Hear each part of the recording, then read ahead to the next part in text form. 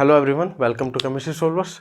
तो आज हम स्टार्ट करने जा रहे हैं हमारा पहला चैप्टर, जो कि हमारा केमिकल काइनेटिक्स। अब ये मैं आपको पहले बता चुका हूँ कि ये आपका 14 से 16 नंबर का आता है ना।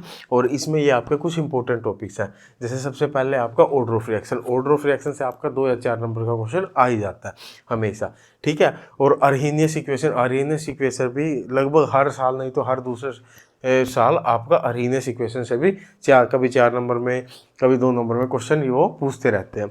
और फिर enzyme catalysis, turnover number, catalytic efficiency वगैरह ये आप यहाँ से पूछते रहते हैं।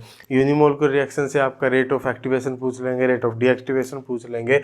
यहाँ से भी आपका क्वेश्चन काफ़ी रिपीट होता है ना। और जैसे क्वांटम यील्ड से आपका 4 नंबर का क्वेश्चन आता है। जब भी आता है या तो एक बार छोड़ के आ जाए, या तो हर बार ही लगभग आपका 4 नंबर का क्वेश्चन आता है यहाँ से। और फिर आपका यहाँ kinetics of reaction in ionic solution, यहाँ पे आपका एक ही फॉर्मूला है, वो कर लो, वहीं से आपका उसी फॉर्मूले से आपका लगभग क्वेश्चन आता है। और फिर ये आपका एक नया टॉपिक है हार्पून मैकेनिज्म से भी आपका कभी 2 नंबर का, कभी 4 नंबर का अब क्वेश्चन आना शुरू हो गया, ठीक है। तो ये आपके कुछ इंपॉर्टेंट टॉपिक्स थे। चलो अब शुरू करते हैं हमारा केमिकल काइनेटिक्स। तो सबसे पहले केमिकल काइनेटिक्स है क्या? हाँ भाई, केमिकल काइनेटिक्स। अब केमिकल काइनेटिक्स क्या? Study of rate of reaction. उस रेट को कौन कौन से फैक्टर अफेक्ट कर रहे हैं, जैसे कंसंट्रेशन, टेम्परेचर, प्रेशर, है ना। वही क्या है? Study of rate of reaction. अब जो रेट ऑफ रिएक्शन होता है वो क्या होता है? चेंज इन कंसंट्रेशन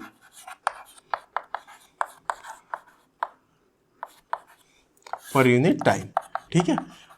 अब ऊपर कंसंट्रेशन है, कंसंट्रेशन की यूनिट क्या होती है? मोल पर लीटर, मोलैरिटी, और टाइम की सेकंड। तो यानी कि यूनिट क्या आ जाएगी इसकी? मोल पर लीटर पर सेकंड, ठीक है। तो ये चीज़ आपने यहाँ से ध्यान रखनी है।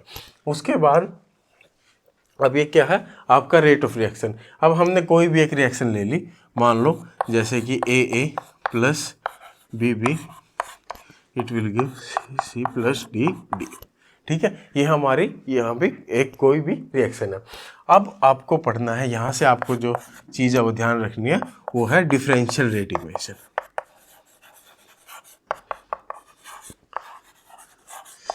ये डिफरेंशियल रेट इक्वेशन आपकी काफ़ी इंपॉर्टेंट है भाई, इसको ध्यान रखना। जैसे यहाँ पे हम 3 चीज़ें पढ़ेंगे।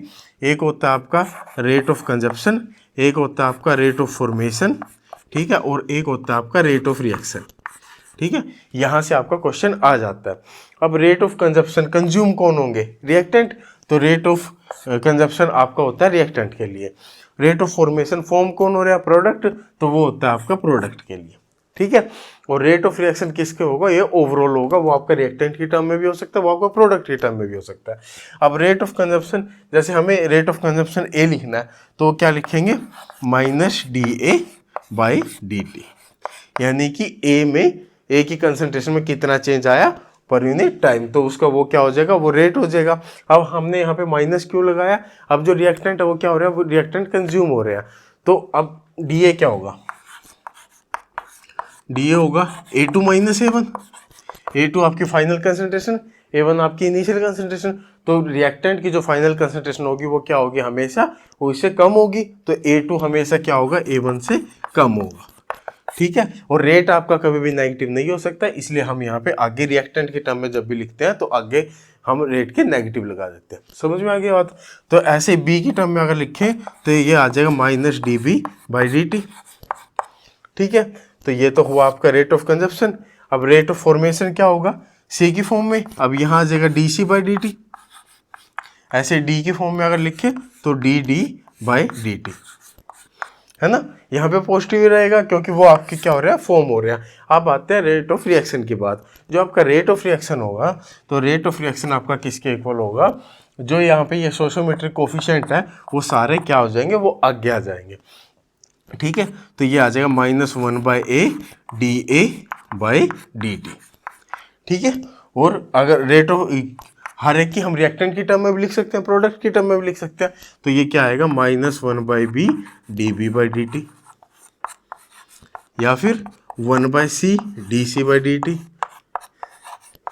या फिर 1/d dd by dt।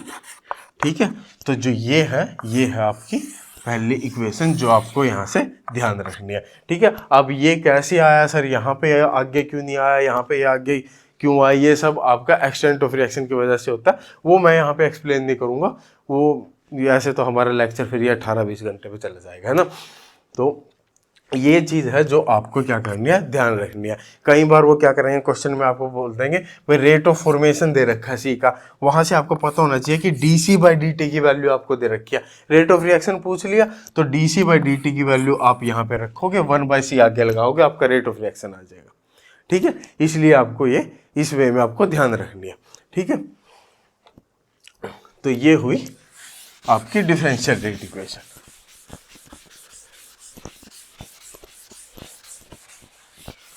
Differential rate equation के बाद आपका आता है क्या, रेट लो। अब रेट लो क्या बोलता है,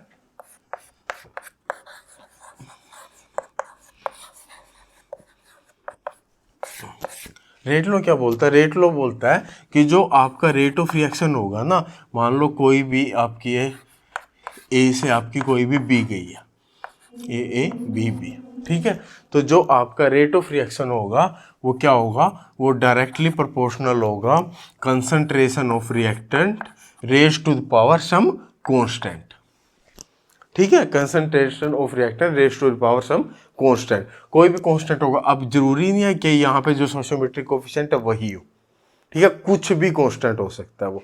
ठीक है, और जो ये कांस्टेंट होता है यहाँ पे, इसको हम बोलते हैं, जो हमारा ये x होगा ये होगा आपका ऑर्डर ऑफ रिएक्शन, इसको बोलते हैं ऑर्डर ऑफ रिएक्शन। और अगर प्रोपोर्शनलिटी हटाएंगे तो रेट क्या हो जाएगा, k a⁻x। तो जो k होगा वो क्या होगा, k होगा आपका रेट कांस्टेंट। ठीक है, अब इन दोनों को ऑर्डर ऑफ रिएक्शन और रेट कांस्टेंट को देख लेते हैं। पहले रेट कांस्टेंट देखते हैं। तो रेट कांस्टेंट की यूनिट क्या आएगी, k = r/a⁻ क्या होगा, x। a क्या है कंसंट्रेशन, r क्या है, r की यूनिट हमें पता है वो क्या होगी, मोल पर लीटर पर सेकंड, और यहाँ पे क्या है ये मोल पर लीटर। ठीक है, यहाँ पे x मान लो या मान लो n मान लो, जनरली हम n से पढ़ते हैं। ठीक है, तो इसलिए n लिख देता हूँ, तो कंफ्यूज मत होना। ठीक है, तो ये आ गया ऊपर आपका n। तो यहाँ पे इसकी यूनिट क्या आ जाएगी, mole per litre raise to the power 1 - n per second. ठीक है, तो ये आपकी क्या आ गई, रेट कांस्टेंट की यूनिट आ गई, जनरल यूनिट आ गई। ये आपको ध्यान रखनी है। क्यों ध्यान रखनी है, अब क्योंकि कई बार आपके पास क्वेश्चन दिया होगा, वो आपको वहाँ पे बताएगा नहीं कि ये कौन से ऑर्डर की रिएक्शन है। वो क्या कर देगा, यूनिट दे देगा के की यूनिट से आप पता लगा सकते हो कि वो जीरो ऑर्डर है, फर्स्ट है, सेकंड है, थर्ड है। कैसे, एन आपका ऑर्डर, अगर जीरो ऑर्डर हुआ तो एन की वैल्यू क्या होगी, 0। ठीक है, फर्स्ट ऑर्डर हुआ तो एन की वैल्यू क्या होगी, 1 1 - 1 0, सीधा पर सेकंड आ गया। पर सेकंड अगर रेट कांस्टेंट की यूनिट आ जाए यानी कि वो आपकी फर्स्ट ऑर्डर है। ठीक है, इसी हिसाब से यहाँ पे आप हिसाब लगा सकते हो। अब बात करते हैं ऑर्डर ऑफ रिएक्शन की। जो ऑर्डर ऑफ रिएक्शन होगा ना, वो ऑर्डर ऑफ रिएक्शन आपका पॉजिटिव, नेगेटिव, जीरो, फ्रैक्शन, कुछ भी हो सकता है। सबसे पहली चीज़ तो ये ध्यान रखना। ठीक है, ऑर्डर ऑफ रिएक्शन आपका कुछ भी हो सकता है। दूसरी चीज़ क्या ध्यान रखेंगे, अगर ये आपका ऑर्डर ऑफ रिएक्शन या फिर जो यहाँ पे अगर ए है, अकेला रिएक्टेंट ए है, मान लो बी भी हो, तो क्या होगा वो, अगर मैं इस रिएक्शन को कुछ ऐसे मान लो, प्लस सी प्लस डी। ठीक है, तब आपका ये क्या हो जाएगा, ये आपको हो जाएगा, ये मान लो मैंने x मान लिया, b⁻ मैंने y मान लिया। ठीक है, तो ये यहाँ पे x और b की पावर y। ठीक है, और जो ये n होगा, n किसके इक्वल होगा, n आपका x + y के इक्वल होगा। जो ऑर्डर आपका होगा वो x + y के इक्वल होगा, यानी कि जितने भी रिएक्टेंट है उनकी जो भी पावर आई हुई है सबका सम होगा, वो आपका क्या होगा, ऑर्डर ऑफ रिएक्शन होगा। समझे बात। अब अगर जो ये x है वो a के इक्वल आ जाए और y आपका b के इक्वल आ जाए, अगर आपका x आपका a के इक्वल आ जाए, y आपका b के इक्वल आते, तो हम इस रिएक्शन का क्या बोल लेंगे, एलिमेंट्री रिएक्शन। ठीक है, तब हम इसको क्या बोल लेंगे, एलिमेंट्री और सिंगल स्टेप भी बोल सकते हो, सिंगल स्टेप रिएक्शन, ठीक है, एलिमेंट्री और सिंगल स्टेप रिएक्शन। और जब भी आपकी एलिमेंट्री या सिंगल स्टेप होता है तब वहाँ पे आपका जो ऑर्डर ऑफ रिएक्शन होता है वो आपका किसके इक्वल होता है, वो आपको मोलिकुलरिटी के इक्वल होता है, ठीक है। तो ऑर्डर ऑफ रिएक्शन आपका मोलिकुलरिटी, क्योंकि क्या है वो सिंगल स्टेप है, एक ही स्टेप है, जितने रिएक्टेंट आके मिल रहे हैं उसी को हम क्या बोलते हैं, अगर एक ही स्टेप है तो उसको हम क्या बोलते हैं, मोलिकुलरिटी होते हैं। और यही आपका किसके इक्वल हो गया, एक्स ए के वाई बी के, तो ये आपका ऑर्डर के इक्वल आ गया, ठीक है। तो यहाँ पे ऑर्डर ऑफ रिएक्शन आपका मोलिकुलरिटी के इक्वल आ जाएगा, ठीक है। समझ में आई इतनी बात। चलो आगे चलते हैं हम जीरो ऑर्डर रिएक्शन पर। अब किसी भी मान लो हम इक्वेशन निकाल लेंगे हर एक ऑर्डर ऑफ रिएक्शन के लिए, तो किसी भी ऑर्डर की इक्वेशन निकालने के लिए आपको क्या करना है, एक डिफरेंशियल रेट इक्वेशन आई थी, ठीक है, एक रेट लॉस इक्वेशन आई थी, दोनों को मिला दो, दोनों को इक्वेट कर दो, क्यों, दोनों रेट ऑफ रिएक्शन दे रहे हैं ना, दोनों को इक्वेट कर दो, आपकी उस ऑर्डर के लिए इक्वेशन आ जाएगी, ठीक है। कैसे, जैसे हम मान लो जीरो ऑर्डर देखते हैं, जीरो ऑर्डर में मैंने कोई भी मान लो ए से बी कोई भी मेरी रिएक्शन थी, ठीक है, ए से बी हमारी कोई रिएक्शन जा रही थी, तो मेरी अब टाइम, ये थोड़ा ध्यान से देखना, टाइम t इक्वल टू 0 पे क्या होगा, मैंने यहाँ पे ये ए मान ली, कोई ए कंसंट्रेशन थी और इसको मैं ए नोट भी बोलता हूँ, ठीक है। टाइम t इक्वल टू 0 पे जो कंसंट्रेशन थी, इनिशियल कंसंट्रेशन थी, प्रोडक्ट आपका कुछ भी बना नहीं होगा, time t equal to T पे क्या होगा, ये कुछ x कंज्यूम होगा, अगर इसके 1 मोल कंज्यूम होते हैं तो इसके 1 मोल फॉर्म होते हैं, तो इसके अगर x कंज्यूम होंगे तो इसके कितने बनेंगे, x से बनेंगे, तो इसको बोलते हैं a, ठीक है। और ये क्या है, ये है आपकी किसी भी टाइम t पे b की कंसंट्रेशन, ठीक है। समझ में आई बात। अब यहाँ से अगर मैं वो लिखना चाहूँ, आपकी डिफरेंशियल रेट इक्वेशन लिखना चाहूँ, तो मैं प्रोडक्ट की फॉर्म में अगर लिखूंगा तो वो क्या आएगा, dB/dt, यही आएगी ना। इसको मैं क्या लिख सकता हूँ, dx/dt। और रेट लॉ से क्या आई, रेट लॉ से हमारा ये भी आपका क्या था, रेट, और एक हमारा रेट लॉ से क्या आएगा, R इज इक्वल टू के, कंसनट्रेशन ऑफ ए की पावर क्या आ जाएगी, 0, क्योंकि जीरो ऑर्डर रिएक्शन है, तो यहाँ से हमारा R इज इक्वल टू के आया। इन दोनों को क्या कर दो, इक्वेट कर दो, इक्वेट करेंगे तो क्या आ जाएगा, dx/dt इज इक्वल टू के, और यहाँ से ये आ जाएगा dx इज इक्वल टू के dt। अब क्या कर दो, इंटीग्रेशन कर दो, लिमिट लगा दो, x कहाँ से कहाँ, 0 से शुरू हुआ था और x तक गया, ऐसे ही टाइम, ये के कॉन्स्टेंट क्या आ जाएगा, बाहर आ जाएगा, टाइम 0 से t तक गया, तो ये क्या आ जाएगा, x is equal to K T, ठीक है। x is equal to K T आपकी क्या आ जाएगी, जीरो ऑर्डर के लिए आपकी इक्वेशन आ गई, ठीक है। आपको अब कुछ भी निकालना हो, t½ निकालना हो, t70 निकालना हो, t75 निकालना हो, है ना, कुछ भी निकालना हो आप इस इक्वेशन से निकाल लेंगे, ठीक है, समझे बात। तो ये आपकी इम्पोर्टेंट इक्वेशन है। अब इसके बाद x की वैल्यू अगर मेरे को यहाँ से निकालनी हो, x की वैल्यू क्या आएगी, a0 माइनस a, अगर मैं करूँ तो x आ जाएगा, a minus a minus minus plus x हो जाएगा, तो इसकी वैल्यू मैं रख सकता हूँ, ये आ जाएगा आपका a0 minus a is equal to K T, ठीक है। और यहाँ से a is equal to a0 minus K T, ये आपकी दूसरी इक्वेशन आ गई, ठीक है। अब तो इससे बनाते जाओ। अब मान लो मेरे को t½ हाँ, एक आपको मान लो t½ t क्वार्टर कुछ भी निकालना हो, ठीक है, t90% निकालना हो, t70% निकालना हो, तो वहाँ से आपको सबसे पहले x की वैल्यू निकालनी आनी चाहिए। जैसे कि मान लो मेरे को t70% पे x की वैल्यू निकालनी है, अगर t70% है ना, इसका मतलब है कि x आपका 70%, यानी कि आपकी रिएक्शन 70% कंप्लीट हो चुके हैं, यानी कि x आपका 70% बन गया, 70/100 ऑफ, अब किसका 70%, जो आपकी इनिशियल कंसंट्रेशन थी, यानी कि 70/100 ऑफ a0 या 70/100 ऑफ a, ठीक है। इसका मतलब आपका ये होता है। अब आपसे वो कुछ भी पूछ ले, मान लो t50 t70 कुछ भी नहीं, इस इक्वेशन में x की वैल्यू पुट करो और सीधा k से डिवाइड कर दो, वो आपकी वैल्यू आ जाएगी। ठीक है, T70% के लिए T70% की वैल्यू क्या आएगी, 70/100 ऑफ A0, और यहाँ से k क्या हो जाएगा, k डिवाइड में चला जाएगा, ये k आ गया, बस ये इसकी वैल्यू आ गई। अब जीरो ऑर्डर के लिए एक आपका इंपॉर्टेंट रिलेशन है, वो क्या है, मान लो Tx% ये बाई Ty% अगर है तो उसकी वैल्यू x/y के इक्वल आएगी। ठीक है, एक आपकी ये इंपॉर्टेंट इक्वेशन है। ठीक है, यहीं से आइए, सिंपल सी बात है, डिवाइड करोगे A0 और k तो क्या होंगे, कट जाएंगे ना, 100 से 100 कैंसिल हो जाएगा, तो वो सिंपल x/y आएगा। समझे बात को, तो ये आपकी क्या है, इंपॉर्टेंट इक्वेशन है। अब हाँ, k की यूनिट तो वहां से निकाल ही लोगे तुम। अब इनके क्या देखने, इनके ग्राफ देखने। ठीक है, एक बार ये देख लो, इसमें और कुछ बचा तो नहीं है ना। ठीक है, सिंपल ग्राफ अगर हम देखें तो इसमें क्या आ जाएगा, y = c - mx का ग्राफ आ जाएगा। अब ये ग्राफ कौन सा होता है, ये मैं आपको अभी बता दूंगा।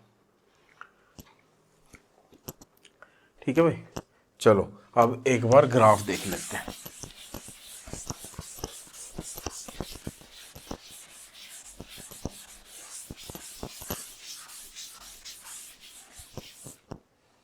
ठीक है, ग्राफ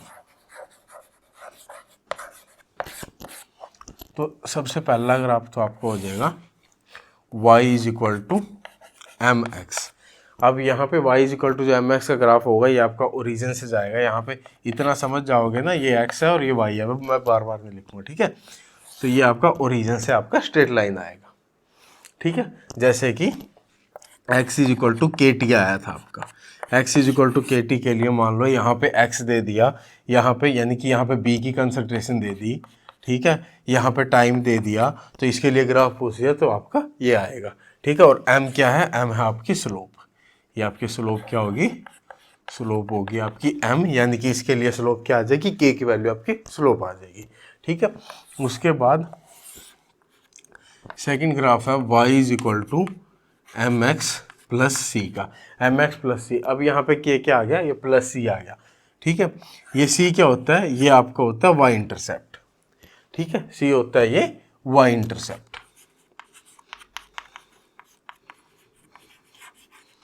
यानी कि अगर हम x की वैल्यू कुछ भी जीरो रख दे, x की वैल्यू अगर जीरो रख दे तो y की कुछ ना कुछ वैल्यू आएगी, वो आपको होता है y इंटरसेप्ट। तो ये आपके बार ये यहाँ पे ये c से स्टार्ट होगा। ठीक है, स्लोप आपका वही हो गया m। ठीक है, और अगर इसको यहाँ पे पीछे बढ़ा दिया जाए तो जो आपकी ये वाली वैल्यू आएगी, ये आपकी होती है x इंटरसेप्ट। ठीक है, ये आपको पता होना जरूरी है। कई बार वो आपको क्या करता है, क्वेश्चन में आपको बोल देता है कि वाई इंटरसेप्ट उस ग्राफ के लिए वाई इंटरसेप्ट की वैल्यू ये है। अब यही नहीं पता होगा वाई इंटरसेप्ट बोलते किसको है, तो क्या करोगे, समझे। चलो समझ जाया करो भाई, समझ जाओगे फायदे में रहोगे हैं। चलो अगला आएगा y = c - mx। अब स्लोप क्या आ गया, स्लोप नेगेटिव आ गया, c ऐसे ही है, स्लोप नेगेटिव बना दो। समझे, ये आ जाएगा यहाँ पे c, ये आ जाएगा m, स्लोप क्या आ जाएगा, m आ जाएगा। उसके बाद फिर आपका एक ग्राफ आता है, ये बताया था ना, a = A0 - kt, इतना तो तुम समझदार हो, कर लोगे है ना, वो वहाँ पे वो वाला ग्राफ आ जाएगा। अब ये आता है y = e⁻x के लिए, y = e⁻x का आपका ग्राफ कुछ इस टाइप से आएगा।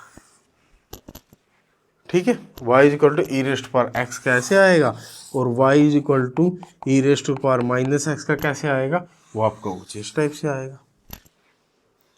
ठीक है, ये दोनों हो गए। और एक और ग्राफ आपका, एक ही मैं दो बना देता हूँ। एक आपका होता है y = कांस्टेंट। अगर आपका y कांस्टेंट है, यानी कि x की आप कोई भी वैल्यू रखो, x की वैल्यू कुछ भी रखी, y की एक पर्टिकुलर वैल्यू आएगी, x की वैल्यू कुछ y की पर्टिकुलर, x की कुछ y की पर्टिकुलर, यानी x की कुछ भी वैल्यू रखो, y की वैल्यू कांस्टेंट रहेगी। समझे, ऐसे ही अगर x कांस्टेंट आ जाए तो सेम बात, ये x कांस्टेंट के लिए हो गया। ठीक है, तो ये आपके कुछ ग्राफ है जो आपको ध्यान रखने हैं। और कुछ आए ना आए, ये ग्राफ इतने तो जरूर आने चाहिए। ठीक है, ग्राफ आपके फिजिकल में तो खासकर ग्राफ आपके बहुत इंपॉर्टेंट है ना। चलो अब आगे आगे मैं क्या करूँगा, मैं इक्वेशन लिख दूंगा, जैसे y equal to M X plus C लिख दी, y equal to E rest for minus X लिख दी। अब कौन सा ग्राफ लगेगा वो तुम समझ जाना। ठीक है, चलो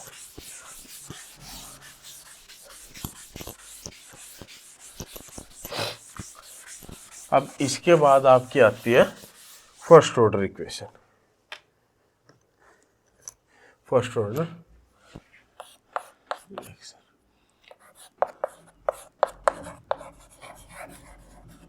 अब फर्स्ट ऑर्डर के लिए भी सेम वही, ए से बी गई, time t is equal to 0 पे ये a था। ठीक है, t is equal to T पे ये a माइनस एक्स हुआ, ये x हुआ। ठीक है, तो उसको dx बाई डी टी आपका रेट लो से क्या आएगा, k इंटू ए।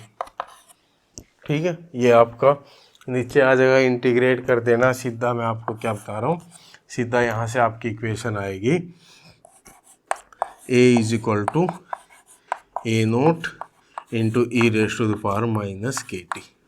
ठीक है, यहाँ से आपकी आएगी a is equal to A naught into e raise to the power minus K T. ठीक है, तो ये आपकी फर्स्ट इक्वेशन है। फर्स्ट लो के लिए दोनों साइड क्या करोगे, लोग ले लोगे, लोग लेके यहाँ पे ये आपके क्या आ जाएगी, L N A naught by A is equal to K T, या फिर इसी को क्या लिख सकते हैं, L N A upon A minus X is equal to K T. ठीक है, ये कर लोगे ना, ये कुछ नहीं है, बस ये नीचे जाएगा, डी टी इस साइड आएगा, दोनों साइड इंटीग्रेट कर देना, आपकी ये इक्वेशन आ जाएगी। ठीक है, इतना तो कर ही लोगे। तो L N A upon A minus X is equal to K T. ठीक है, ये आपका ए माइनस एक्स, ये आपका ए के इक्वल है, और ये आपका ए नोट के इक्वल है। ठीक है, अब जो ये वाली इक्वेशन है, इस इक्वेशन को जैसे पिछली बार क्या, x is equal to K T ध्यान रखनी थी ना, यहाँ पे ये ध्यान रखनी है। क्यों, एक्स की वैल्यू मैंने आपको निकालनी सिखाई दी है कि मान लो किसकी T70 के लिए निकाल ली थी ना, ऐसे ही अब की बार क्या करना है, एक्स की वैल्यू निकाल के उसमें से ए माइनस एक्स कर दो, या फिर एक्स की वैल्यू यहाँ रख दो और उनको डिवाइड करो और के टी की वैल्यू निकालो। ठीक है, जैसे आपका रिलेशन पूछ लेते हैं, मान लो बताओ भाई T 90% में और T 50% में क्या रिलेशन है। अब यहाँ से T की वैल्यू यानी कि ये K क्या आ जाएगा, नीचे आ जाएगा, तो ये K क्या आ गया, 1/K L N A upon A minus. अब यहाँ पे T90 के लिए अगर हम x निकाल लेंगे, x क्या आएगा, 90/100 ऑफ ए। ठीक है, तो ये आ जाएगा आपका 90/100 ऑफ ए। तो इसकी वैल्यू क्या आई, 1/K एल एन, ये कितना आ जाएगा, 100 ए अपॉन 10 ए। ठीक है, यही आएगा ना। ऐसे ये क्या आ जाएगा, 1/K L N A upon A minus 50/100 of A, और इसकी वैल्यू आ जाएगी 1/K L N 100 A upon 50 A. ठीक है, तो अब इन दोनों को क्या करो, इन दोनों को बस इसको और इसको क्या कर दो, डिवाइड कर दो। तो T 90% divide by T 50% is equal to 1/K से 1/K गया।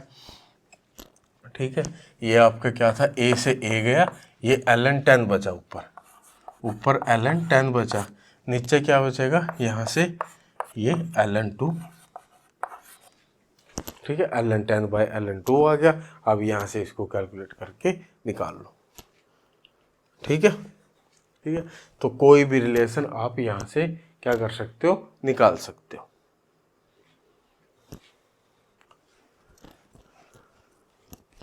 ठीक है भाई, चलो अब ये आपका किसके लिए था, ये आपका फर्स्ट ऑर्डर के लिए था।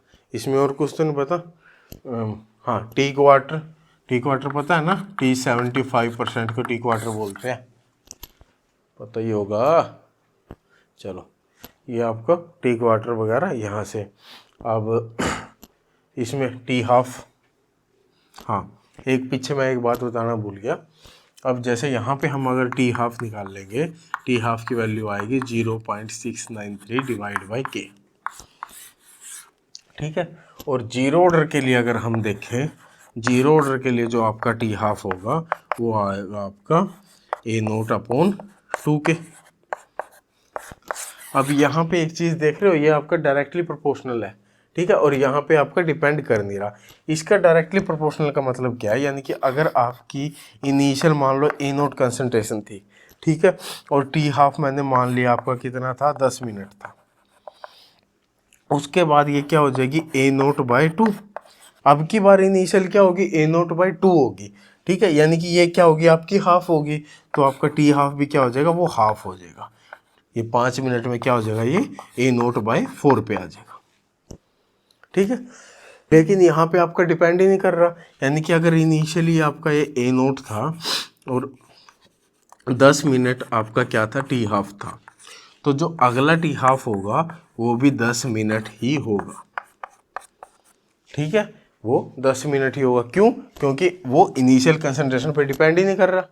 यहाँ पे इनिशियल कंसंट्रेशन, यहाँ पे शुरू में हमने जब टी हाफ ली तब ए नोट थी, ए नोट बाई 2 आया। अब हमें अगर टी हाफ देखना, अब कंसंट्रेशन क्या होगी, ए नोट बाई 2 यानी हाफ होगी, तो टी हाफ भी क्या हो जाएगा, हाफ हो जाएगा, ठीक है। यहाँ पे ये डिपेंड ही नहीं करेगा। अब ये क्यों इंपॉर्टेंट है, कई बार वो क्या बोल देता है, वो बता देता है कि टी हाफ आपका बार बार इतना ही टाइम रह रहा है, यानी टी हाफ अगर इतना ही टाइम रह रहा है मतलब क्या है, वो फर्स्ट ऑर्डर है, समझे। और टी हाफ अगर आपका कंसंट्रेशन के साथ साथ चेंज होता जा रहा है, उससे हाफ हाफ होता जा रहा है, यानी कि वो आपकी जीरो ऑर्डर है, ठीक है। तो यहाँ पे मान लो एक और क्वेश्चन आ जाता है कि अगर आपका टी मान लो कोई टाइम दे दिया, उस पर्टिकुलर टाइम में आपके टी हाफ के कितने मान लो एन ऑर्डर बन रहे हैं, ठीक है। जैसे कि टी हाफ 10 था, 60 मिनट बाद पूछ लिया कि कितनी कंसंट्रेशन होगी, तो अगर 10 मिनट टी हाफ था तो इसको डिवाइड करेंगे, यानी कि हमारे कितने 6 टी हाफ आ जाएंगे, इसमें 6 टी हाफ आ जाएंगे, तो जो आपकी कंसंट्रेशन होगी वो क्या होगी, वो होती है आपकी A naught by 2 raise to the power N. N की वैल्यू अब क्या हो जाएगी, 6 हो जाएगी यहाँ पे, ठीक है। जितने भी टी हाफ आ रहे हैं उस टाइम पीरियड में उसको 2 की पावर कर दो। ऐसे एक होता है आपका टी एवरेज। जो टी एवरेज होता है, टी एवरेज आपका क्या होता है, वो 1/k के इक्वल आता है। अब ये 1/k कैसे आया, आप डायरेक्ट यहीं से निकाल सकते हो, यहाँ से। कैसे? क्योंकि टी एवरेज वो टाइम होता है, जैसे टी हाफ में आपकी कंसंट्रेशन क्या होती है, हाफ हो जाती है, ऐसे टी एवरेज में जो आपकी कंसंट्रेशन होगी वो आपकी ए नोट बाई ई के इक्वल हो जाती है, ठीक है। ए नोट बाई ई के इक्वल हो जाती है, तो उसको हम टी एवरेज बोलते हैं, और वो आपका 1/k के इक्वल होता है, ठीक है। तो ये आपका सारा कच्चा चिट्ठा था फर्स्ट ऑर्डर का, ठीक है। चलो सेकंड ऑर्डर भी देख लेते हैं।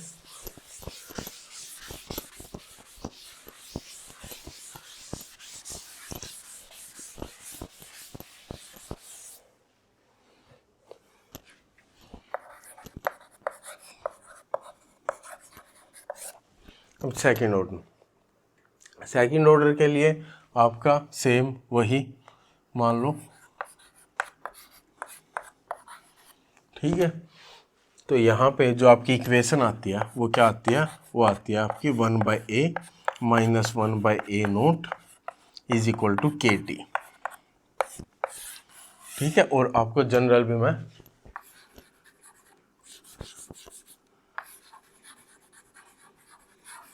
जनरल क्या होगी, जनरल में आपको फर्स्ट ऑर्डर को छोड़ के बाकी सारी इक्वेशन आपकी जनरल से आ जाएगी। वो क्या आएगी, 1/n माइनस 1, ठीक है। n क्या है आपका, ऑर्डर है, 1/a raise to the power n minus 1 minus 1/a naught raise to the power n minus 1 is equal to KT, ठीक है। ये आपका किसी भी ऑर्डर के लिए आपको अगर इक्वेशन निकालनी है तो जनरल आपका फॉर्मूला ये हो जाएगा, ठीक है। उसके बाद इसके लिए जो टी हाफ होगी, टी हाफ क्या आएगी, 1/a नोट इंटू के, ठीक है। अब यहाँ से क्या चीज़ समझ रहे हो, अब इनवर्सली प्रोपोर्शनल आ रहा है, इसमें इन्वर्सली प्रोपोर्शनल का क्या मतलब है, जब आपकी A0 से A0/2 अगर 10 मिनट है तो A0/2 से A0/4 आपका क्या होगा, 20 मिनट में होगा। अब की बार अगर कंसंट्रेशन हाफ हुई, ये अगर आपकी हाफ हुई तो ये क्या हो जाएगा, ये डबल हो जाएगा। ठीक है, समझे।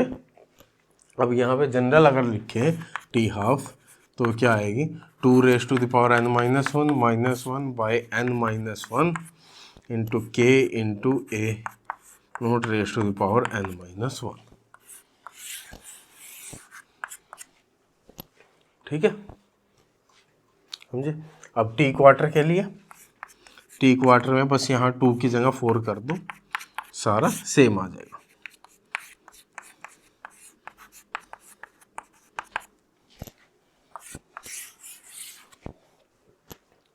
समझे। अब यहाँ पे 2 चीज़ें ध्यान रखने की है। सबसे पहले तो टी हाफ से, हमें टी हाफ से समझा कि जो वो आपकी कंसंट्रेशन है, कंसंट्रेशन के इन्वर्सली प्रोपोर्शनल है और n−1 है। ठीक है, तो यहाँ से क्या हो सकता है, अगर मेरे को 2 टी हाफ दे दिए जाए, टी हाफ और टी हाफ डैश, तो वो क्या होगा, वो आपका A'/n−1 के इक्वल आ जाएगा। यहाँ से आप ऑर्डर निकाल सकते हो इजीली। यहाँ यहीं से आपका क्वेश्चन आता है, यही क्वेश्चन आते हैं आपके। अब ये उल्टा जाएगा, ये समझ रहे हो ना। देखो ये क्या है, ये इन्वर्सली प्रोपोर्शनल था, तो अगर टी हाफ यहाँ है तो ए यहाँ आएगा, टी हाफ डैश यहाँ है तो ए डैश यहाँ आएगा। ठीक है, दो टी हाफ दे रखे हो, 2 कंसंट्रेशन दे रखे हो, तो आप ऑर्डर इजीली निकाल सकते हो। ऐसे ही एक और कहाँ से निकाल सकते हो, रेट लो। रेट लो से क्या आया था, आर डायरेक्टली प्रोपोर्शनल A⁻n आया था, ऑर्डर आया था ना। तो यहाँ से भी अगर आपको 2 ऑर्डर दे रखे हो, R1 और R2, तो 2 कंसंट्रेशन दे रखी हो, A1 और A2, तो रेज़ क्या हो जाएगा, n हो जाएगा। तो यहाँ से भी आप क्या निकाल सकते हो, ऑर्डर निकाल सकते हो ना, इजीली निकाल सकते हो। ठीक है, तो यहाँ से भी आपका ऑर्डर आ सकता है। तो यही आपके क्वेश्चन आते हैं 2021 पतन 22 वाला था आपका, कि 2 रेट दे दिए थे, 2 कंसंट्रेशन दे दिए थे और आपसे ऑर्डर पूछ लिया था। ऑर्डर आपका वहाँ फ्रैक्शन में आया था 1.7 कुछ इस टाइप से कुछ आंसर था उसका। तो यहाँ से आपका ऑर्डर ये आया, शायद पता नहीं 1.4 था, 1.7 था, कुछ ऐसा ही था। ठीक है, 2 और 1 के बीच में था। ठीक है, समझे। तो ये आपका जनरल हो गया, टी क्वार्टर, टी हाफ वगैरह कुछ भी अगर आपको निकालना है। ठीक है, तो यहाँ पे लगभग आपका ऑर्डर ऑफ रिएक्शन आपका कंप्लीट हो गया। ठीक है, और एक इक्वेशन, हाँ इसमें जैसे ये 2A दे रखा है, कई बार क्या करते हैं, अगर आपके रिएक्टेंट अलग अलग है, A + B गिव C, तो यहाँ पे आपका जो इक्वेशन आएगी वो क्या आएगी, अभी हमने फर्स्ट ऑर्डर के लिए क्या पढ़ी थी, ln A/A-x = KT, यही पढ़ी थी ना। तो सेम इक्वेशन लिख लो, ln A/A-x = KT। ठीक है, अब यहाँ पे A का तो हमने लिख लिया, B का लिखा नहीं, तो B का इसका उल्टा कर दो, ऊपर B-x कर दो, नीचे B कर दो। ठीक है, और नीचे जो B आया है वहाँ से B-A कर दो।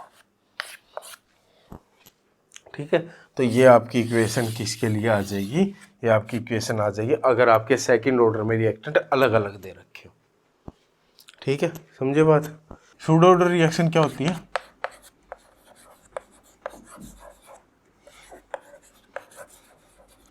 सबसे पहले तो ये समझो भाई सूडो ऑर्डर रिएक्शन होती क्या है।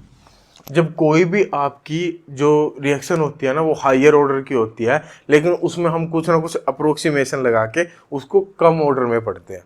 ठीक है, वो आपकी सूडो ऑर्डर में रिएक्शन आती है, तो हम सूडो फर्स्ट ऑर्डर पढ़ते हैं। मान लो हमारे पास कोई भी रिएक्शन है, A of gas will give B of gas plus C of gas.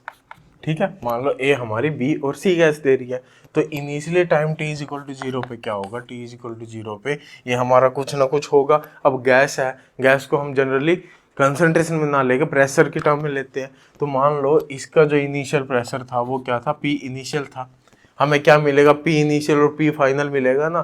तो यहाँ पे ये कुछ नहीं था, time t is equal to T पे क्या हुआ, P इनिशियल माइनस x, ठीक है। इसका प्रेशर कुछ कम होगा क्योंकि ये कंज्यूम हो रहा है, और B और C का प्रेशर कुछ ना कुछ बढ़ेगा क्योंकि वो फॉर्म हो रहे हैं। तो इनका प्रेशर मान लो x और x आ गया, क्योंकि ये एक मोल से इनके एक एक बन रहे हैं, तो अगर इसके x कंज्यूम होंगे तो इनके x's बनेंगे।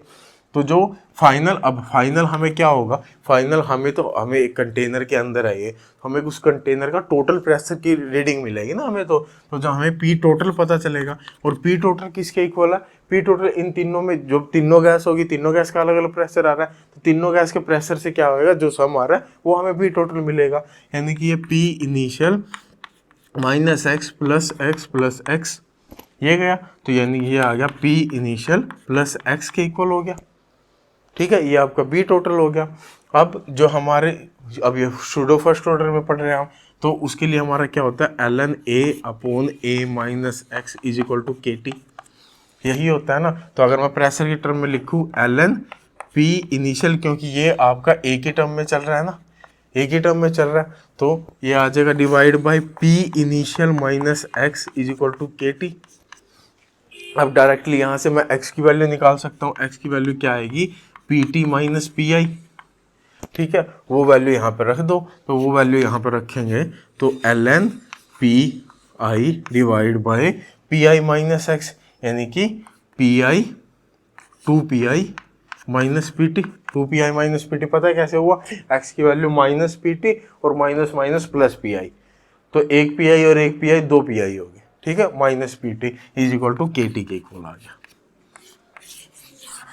ठीक है। तो ये आपका फॉर्मूला आ गया। अब इसके लिए अगर मैं जनरल निकालना चाहूँ तो इसका एक जनरल फॉर्मूला मैं आपको दे देता हूँ, वो क्या होगा, ln, और यहाँ पे जैसे प्रोडक्ट वाले हैं ना, तो उन दोनों का ऐड कर दो, B प्लस सी, और रिएक्टेंट वाले मोल्स को माइनस कर दो, ठीक है। जैसे कि अगर मैंने इक्वेशन मान ली कोई हमारी ये AA it will give B, ये गैस है भाई सारे, प्लस C, ठीक है। ये हमारी एक जनरल इक्वेशन है, ठीक है। नंबर ऑफ मोल्स को भी मैंने इसमें इंक्लूड कर दिया, तो ये आ जाएगा B plus C P I divide by B plus C P I minus A P T, ठीक है। तो ये आपका एक जनरल फॉर्मूला हो जाएगा is equal to K T. लगा के देख भी दो, यहाँ पे 1 1 1 है, तो ऊपर आ जाएगा 1 प्लस 1 माइनस 1, तो यानी कि 1 पी आई, ठीक है। ये आ जाएगा 1 प्लस 1 यानी कि 2 P I minus 1 P T, ठीक है। तो ये आपका एक जनरल फॉर्मूला आ गया। अगर हम इसके सोशियोमेट्रिक कोफिशिएंट वगैरह, अगर number of moles, sociometric coefficient या मोल्स वगैरह कुछ आ रहे हैं, उन्हें भी अगर हम इंक्लूड कर रहे हैं, ठीक है। ये तो तब बात हुई अगर आपको इनिशियल प्रेशर और फाइनल टोटल प्रेशर आपको अगर दे रखा है, लेकिन अगर आपको P इनफाइनाइट दे रखा है, ठीक है, तो P इनफाइनाइट दे रखा है, तो फॉर्मूले में कुछ ज़्यादा चेंज नहीं आएगा, वो आपका कैसे आ जाएगा, ln P infinite divide by P infinite minus P T is equal to K T के इक्वल आ जाएगा, ठीक है। अगर आपको P इनफाइनाइट दे रखा है, ठीक है, इनफाइनाइट पे आपका प्रेशर क्या होगा, ठीक। और उसके बाद हाँ, सुक्रोज वगैरह में वो आपकी रोटेशन होती है ना, तो रोटेशन में भी आपका फॉर्मूला, मैं उसको भी आपको डायरेक्ट फॉर्मूला बता देता हूँ, फॉर्मूला ये आपको याद होना चाहिए, तो वो आ जाएगा ln r naught minus r infinite divide by R T minus r infinite is equal to K T, ठीक है। इसमें माइनस कॉमन ले लो, R infinite minus R naught divide by R infinite minus R T, same बिल्कुल मिलता जुलता है ना, तो ये आपके दोनों तीनों फॉर्मूले एक साथ ही आपको याद हो जाएंगे, ठीक है। चलो, ये आपकी सूडो फर्स्ट ऑर्डर भी खत्म हुई। इसके बाद देखते हैं हम कॉम्प्लेक्स रिएक्शन। कॉम्प्लेक्स रिएक्शन हमारे 3 है। सबसे पहले एक होती है हमारी रिवर्सिबल रिएक्शन। रिवर्सिबल कौन सी होती है, मान लो A से B जा रहा है और B से वापस A जा रहा है, ठीक है। उसके बाद हमारी होती है पैरेलल रिएक्शन। पैरेलल रिएक्शन कौन सी होती है? मान लो ए से ही आपका बी भी जा रहा है और ए से ही आपका सी भी जा रहा है, ठीक है, पैरेलल में चल रही है आपकी, और उसके बाद आपकी होती है consecutive reaction. Consecutive reaction, consecutive reaction क्या हो रहा है? मान लो ए से आपका बी बन रहा है और बी से आपका सी जा रहा है, ठीक है। तो ये आपकी तीनों टाइप की रिएक्शन होती है, ठीक है, तीनों टाइप की कॉम्प्लेक्स रिएक्शन होती है जो हमें पढ़नी है। अब देखो टाइम t इक्वल टू 0 पे क्या होगा? ये कुछ नहीं होगा t इक्वल टू टी पे, ये तो इतना हमने देख ही लिया ना, ये a माइनस एक्स होगा, ये x होगा, और यहाँ पे अगर हम इक्विलिब्रियम ले लें तो ये a माइनस हमने मान लिया x इक्विलिब्रियम और यहाँ पे ये मान लिया x इक्विलिब्रियम, ठीक है, ये आ जाएगा। अब इसका अगर हम रेट लिखें तो इसका रेट किसके इक्वल आएगा? रेट क्या आएगा? मैं प्रोडक्ट के फॉर्म में लिखता हूँ तो dx बाई dt, ठीक है, दो रेट कांस्टेंट मान लेते हैं k1 और अपोजिंग में k-1 हो जाएगा, तो ये क्या हो जाएगा? k1 into concentration of a minus k-1, क्यों? ये अपोज कर रहा है ना, k-1 इंटू बी, यानी इसको मैं बोल सकता हूँ k1 into a minus x minus k-1 into x. अब मैंने a माइनस एक्स और x ही क्यों लिए? क्योंकि मैं किसी t टाइम पे बात कर रहा हूँ, ठीक है, t टाइम पे ये दे रखे हैं, तो ये आपकी क्या होगी? ये आपके काफ़ी इंपॉर्टेंट इक्वेशन है। क्यों? क्योंकि एट इक्विलिब्रियम, इक्विलिब्रियम पे क्या होगा? इक्विलिब्रियम पे जो आपका रेट ऑफ रिएक्शन क्या होता है? 0। रेट ऑफ रिएक्शन क्या आएगा? 0। अगर रेट ऑफ रिएक्शन 0 आया और x की वैल्यू क्या हो जाएगी? x इक्विलिब्रियम, यानी कि k1 into A minus X equilibrium minus k-1 into X equilibrium, वो आपका 0 के इक्वल आ जाएगा। तो ये इक्वेशन से आपसे वो कुछ भी पूछ सकता है। मान लो k1 की वैल्यू दे दी, x इक्विलिब्रियम की वैल्यू दे दी, a की वैल्यू दे दी, k-1 पूछ लेगा, यहाँ से कुछ भी पूछ सकता है, तो ये आप ध्यान रखना, ठीक है। एक तो ये इक्वेशन है, इसमें जो ध्यान रखने की है। दूसरी इक्वेशन क्या? दूसरी, जैसे मैं याद करने का तरीका साथ साथ बताता चल रहा हूँ, अब मैं यहाँ सारी डेरिवेशन आपको नहीं करा सकता, है ना। तो जैसे फर्स्ट ऑर्डर में हमने क्या लिखा था? फर्स्ट ऑर्डर में हमने लिखा था ln a upon a minus X is equal to K T, है ना। यहाँ पे हम क्या लिखेंगे? a को x इक्विलिब्रियम से चेंज कर दो, ln x equilibrium by x equilibrium minus X is equal to k1 plus k-1 into T. तो ये आपकी यहाँ पे क्या आ गई? सेकेंड इक्वेशन आ गई। यहाँ से आपका क्वेश्चन भी आया था, 4 नंबर का क्वेश्चन आया था, उसने क्या बोला था? उसने वो बोला था कि वो टाइम बताओ जब आपका जो प्रोडक्ट है वो इक्विलिब्रियम कंसंट्रेशन के हाफ में फॉर्म हो जाएगा। यानी सीधा सीधा उसने बोला था भाई जो x है वो आपका x equilibrium by 2, x equilibrium by 2 इतना फॉर्म हो जाए, इतना कब फॉर्म होगा वो टाइम बताओ। k1 k-1 आपको दिया हुआ था, सिंपल आपको वैल्यू रखनी थी, है ना। ये इसके बाद concentration of B, concentration of B का भी आपका यहाँ पे एक फॉर्मूला होता है। कंसंट्रेशन ऑफ B का फॉर्मूला क्या होता है? तो यहाँ पे एक चीज़ तीनों में ध्यान रखना, जब भी हम कोई भी कंसंट्रेशन लिखेंगे तो वो हम A0 की टर्म में लिखेंगे। A0 आ गया, ठीक है। यहाँ K1 और जो दोनों हैं K1 plus K-1 into 1 minus e raised to minus K1 plus K-1 into T. ये आपकी कंसंट्रेशन ऑफ B आ गई, ठीक है। B की कंसंट्रेशन आ गई। अब A की कंसंट्रेशन, उसका भी कोई फॉर्मूला है? अरे यार ये X आ गया ना, B किसके इक्वल है? X के इक्वल है, तो X की वैल्यू आ गई, सिंपल A में से X माइनस कर दो, आपका A आ जाएगा, है ना। रट्टा मारना जरूरी थोड़ी है बार बार। तो ये आपका रिवर्सिबल रिएक्शन यहाँ पे कंप्लीट हुई, ठीक है। अब यहाँ से ये याद हो गया ना, ये याद हो गया सिंपल, जो यहाँ पे ये मान ले मैंने K1 लिख दिया, ये K2 लिख दिया, सेम टू सेम यहाँ पे टेप दो। B की कंसंट्रेशन क्या आएगी?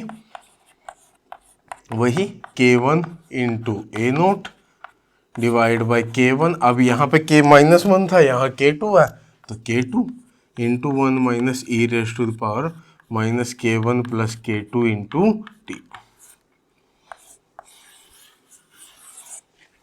ठीक है,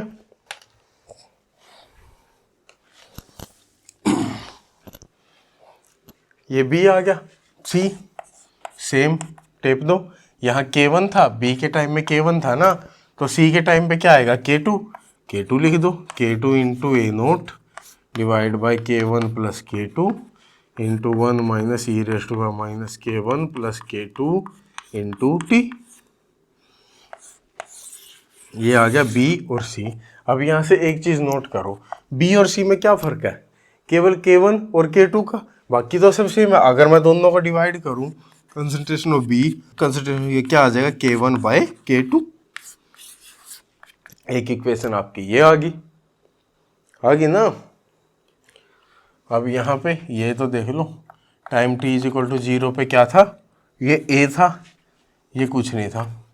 time t is equal to T पे क्या हुआ, ये a माइनस एक्स हुआ, ये y हुआ, ये मान लो ये z हुआ। तो यहाँ से क्या आ गया, x is equal to Y plus Z. ठीक है, अब ये क्या है हमारा, ये y है, ये है हमारा z। अब हमने y निकाल लिया, z निकाल लिया, क्या हम x नहीं निकाल सकते। x क्या है, concentration of A, sorry x निकाल लेंगे, और कंसंट्रेशन ऑफ ए क्या है आपकी a माइनस एक्स। ठीक है, तो यहाँ से आपका ये भी आ जाएगा सारा। उसके बाद मान लो यहाँ पे सोशियोमेट्रिक कोफिशिएंट आ गए, n1 आ गया, ये n2 आ गया, तो ये कुछ नहीं होगा, यहाँ पे सिंपली n1 k1 और n2 k2 हो जाएगा।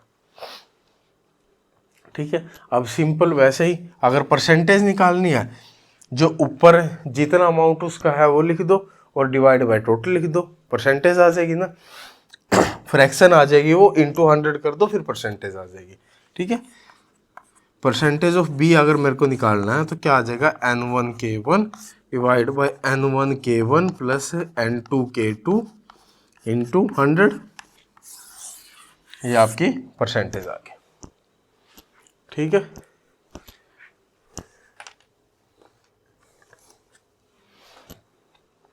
ये आ गया।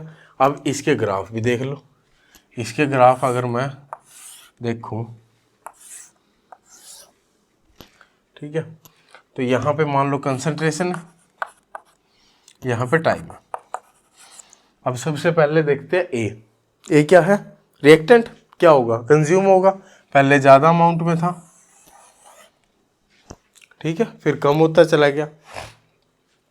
उसके बाद कंसंट्रेशन बी और सी क्या है, प्रोडक्ट क्या होंगे, फोम होंगे, तो ये मान, ठीक है। अब कौन सा बी होगा कौन सा सी होगा,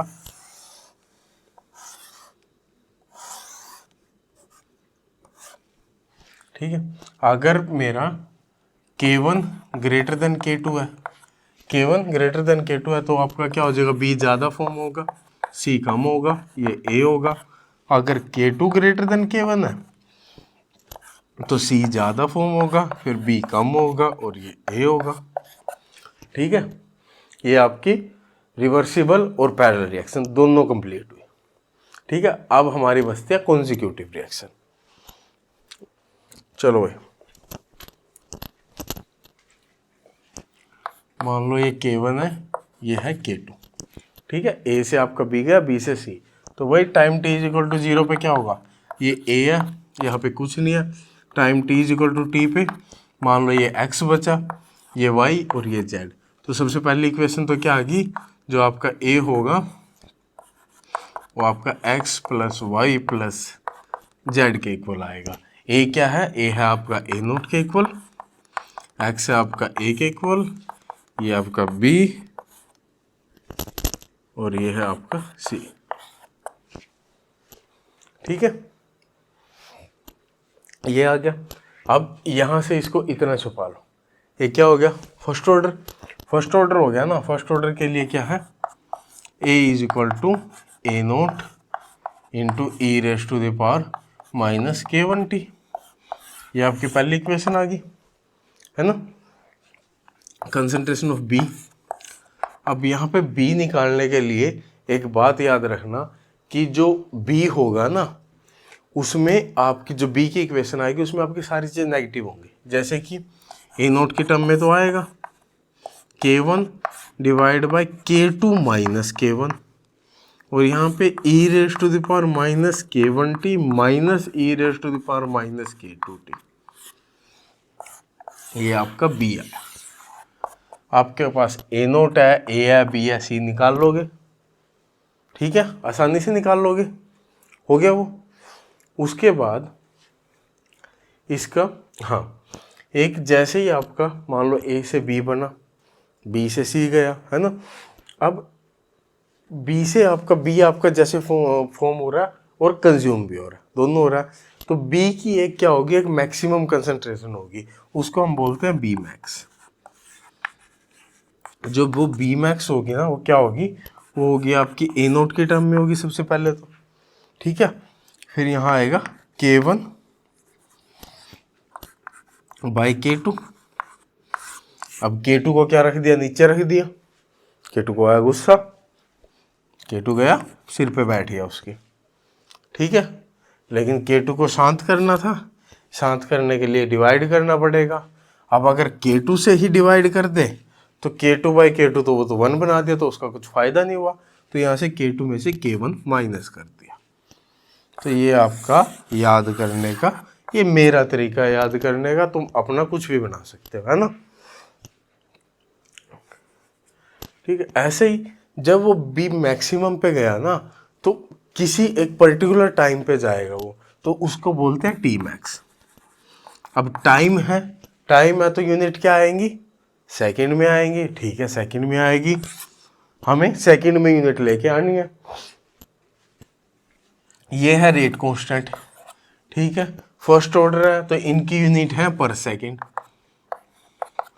तो इनकी यूनिट पर सेकंड है, तो जाहिर सी बात है इनको मैं अगर नीचे रखूं तब ये पर सेकंड ऊपर आके सेकंड में चेंज हो जाएगा, तो ये मैंने रख दिया नीचे K1 माइनस K2, ठीक है, या यहाँ पे K2 माइनस K1 है तो K2 माइनस K1 रख लो, ठीक है, याद करने में आसान हो जाएगा, K2 माइनस K1, ठीक है। अब सेकंड आ गया, ऊपर मेरे को ऐसी चीज़ रखनी पड़ेगी जो यूनिट लेस हो। अब लोग के साथ अगर कोई चीज़ रखी जाए तो क्या हो जाती है, यूनिट लेस, तो यहाँ से ln K2 minus ln K1, ठीक है, तो ये आपका आ जाएगा टी मैक्स।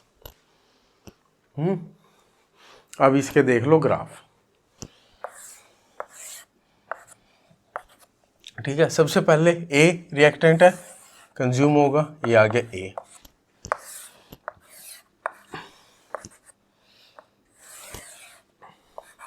ये आ गया ए, ठीक है। उसके बाद सी क्या है, प्रोडक्ट है, फॉर्म होगा, तो ये आ गया सी, तो ये आ गया सी, ठीक है। अब दो केस आएंगे, एक केस आएगा आपका K2 much much greater than K1, और एक का आएगा आपका K1 ग्रेटर देन K2। अब दूसरा केस देखते हैं, K2 आपका बहुत बड़ा है, इसको हम कैसे समझेंगे, जैसे हमारे पास ये एक बाल्टी है, यहाँ ऊपर से पानी आ रहा है, यहाँ पानी निकल भी रहा है। अब ये क्या है, ये है आपका K1 और ये है आपका K2। अब K2 वाला जो ये नल है ना, ये आपका सारा खुला है, अगर वो नल सारा का सारा खुला है तो जितना पानी आएगा सारा का सारा बाहर चला जाएगा, ठीक है, कुछ पानी पड़ा रहेगा बस उसमें, यानी कि आपका बी जितना बनेगा वो सारा का सारा कंज्यूम हो जाएगा, ठीक है, के बी की कंसंट्रेशन क्या रहेगी, कांस्टेंट रहेगी, ठीक है। ये केस क्या होगा, K1 आपका बहुत बड़ा है, यानी कि अब की बार जो पानी आ रहा है वो बहुत ज़्यादा आ रहा है, लेकिन जा बहुत कम रहा है, जा बहुत कम रहा है, तो क्या होगा, पानी यहाँ पे बढ़ना शुरू हो जाएगा, ठीक है, एक मैक्सिमम पॉइंट तक जाएगा, तो यहाँ पे आपका बी एक मैक्सिमम पॉइंट पे जाके, ठीक है, तो ये आपके क्या आ गए, ये आपके ग्राफ आ गए, ठीक है। यहाँ पे आपकी क्या होती है, तीनों की तीनों आपकी रिएक्शन कंप्लीट होती है, कॉम्प्लेक्स रिएक्शन। इसके बाद अब हम देखेंगे एसएस से। इसके बाद आते हैं आपके अप्रोक्सीमेशन मेथड्स।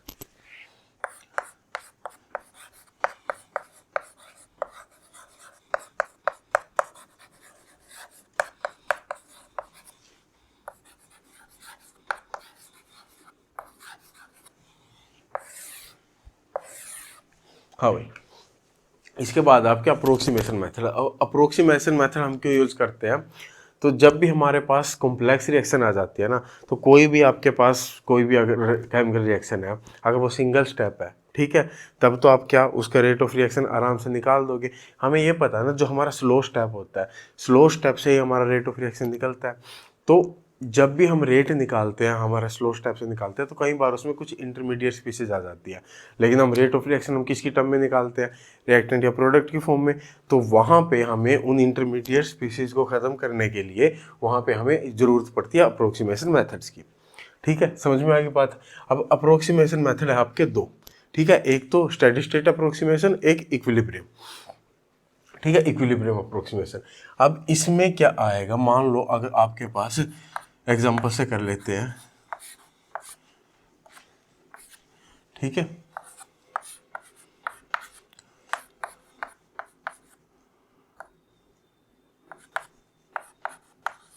ठीक है, आपके पास कोई भी एक कॉम्प्लेक्स रिएक्शन है।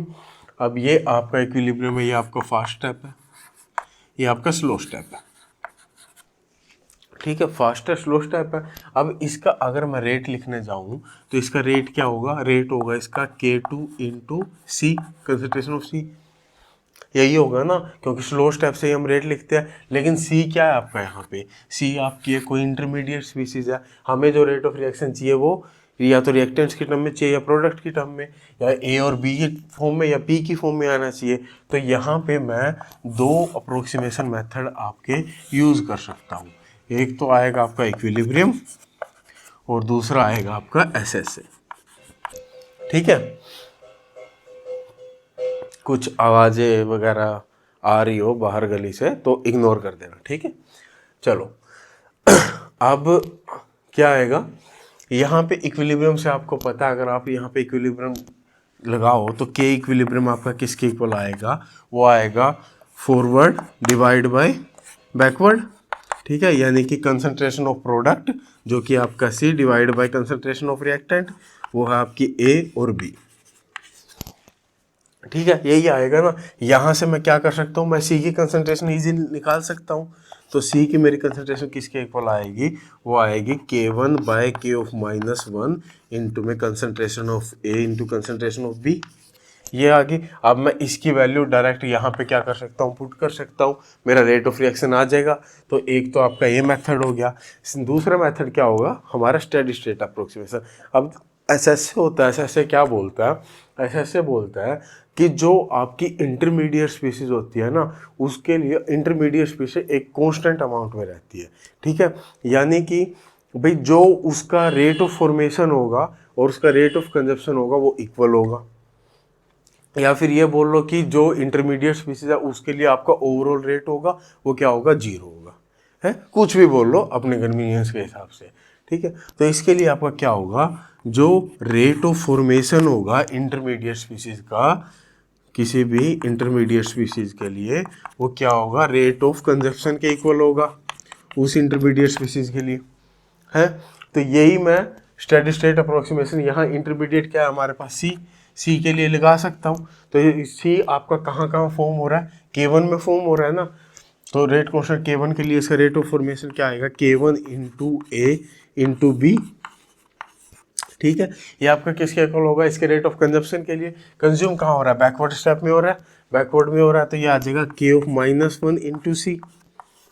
ठीक है, और कहाँ हो रहा है, यहाँ पे भी तो कंज्यूम हो रहा है K2 में, तो यह आ जाएगा आपका प्लस K2 इंटू सी। ठीक है, यहाँ से मैं C की वैल्यू आसानी से निकाल सकता हूँ। तो C की वैल्यू आपकी आ जाएगी, वो आ जाएगी K1 into A into B divide by K of -1 plus K2। अब इसकी वैल्यू मैं डायरेक्ट यहाँ रख के आपका रेट निकाल सकता हूँ। अब जो आपका मोर अप्रोप्रिएट है वो आपका ये ऐसे वाला मेथड है।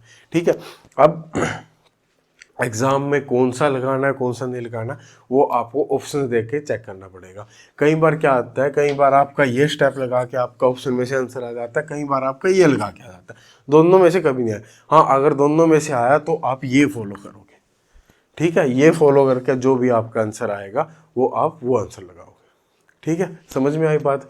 तो ये आपका अप्रोक्सीमेशन मेथड, इसमें इतना ही है, इसमें कुछ ज़्यादा नहीं। हाँ, कई बार क्या होता है, कई बार ये चीज़ ध्यान रखना, कई बार क्या होता है यहाँ पे 2 लिख दे, ठीक है। अब इसके लिए आपका जो ये आया, इसके लिए रेट ऑफ रिएक्शन क्या आया, रेट ऑफ रिएक्शन आपका आया K2 इंटू में कंसनट्रेशन ऑफ C का स्क्वायर, ठीक है। ये आपका किसके इक्वल है, ये आपका रेट लॉ से आया, ठीक है। और डिफरेंशियल रेट इक्वेशन क्या आएगी, डिफरेंशियल रेट आएगी आपके -1/2 dC/dt, ये आएगी ना। तो यहाँ पे हमें क्या लिखना है, लेकिन यहाँ पे हमें लिखना rate of consumption. Rate of consumption क्या होता है, dC/dt, माइनस ऑफ dC/dt। तो जो ये 2 आएगा, ये 2 आपका मल्टीप्लाई में चला जाएगा, ठीक है। ये चीज़ें बस, ये कॉन्स्टेंट वगैरह ये सब ध्यान रखना, ठीक है। ये छोटी छोटी बातें हैं, वो आपको यहीं पे उलझाता है, इसे ज़्यादा कुछ नहीं करेगा, आएगा इसी टाइप से, बस यहाँ 2 दे देगा, यहाँ कुछ कोई कॉन्स्टेंट दे देगा, वो ये सब लगा के आपको रेट ऑफ फॉर्मेशन कैसे लिखते हैं, रेट ऑफ कंजप्शन कैसे लिखते हैं, और रेट ऑफ रिएक्शन क्या होता है, ठीक है, वो मैंने आपको सारा कुछ बताया हुआ है। समझ गए बात? इसके बाद आपका आता है एंजाइम कैटालिसिस।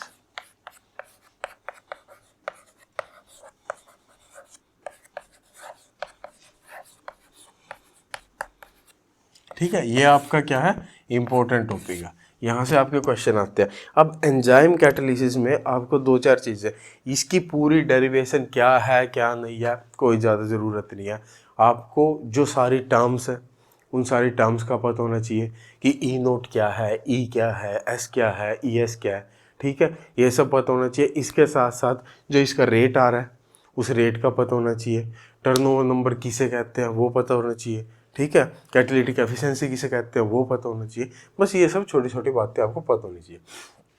तो मान लो, ठीक है, अब एंजाइम कैटालिसिस, सबसे पहले कैटलिस्ट।